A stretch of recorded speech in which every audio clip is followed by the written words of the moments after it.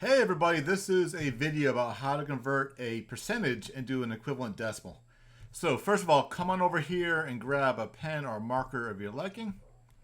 All right.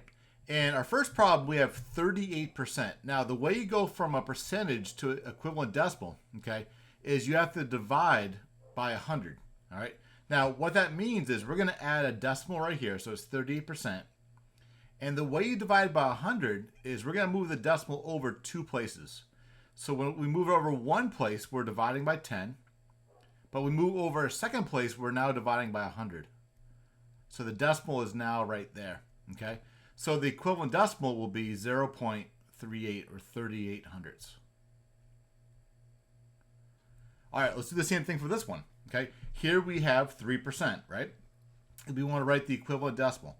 So I'm going to put the decimal right here, and I'm going to move it 2 spots to the left. All right, so there's one spot. But notice I don't have anything else over here. So I'm going to add a 0, which you can do. And now I can move it over one more spot. So the decimal will be 0.03, or 3 100ths. And there it is.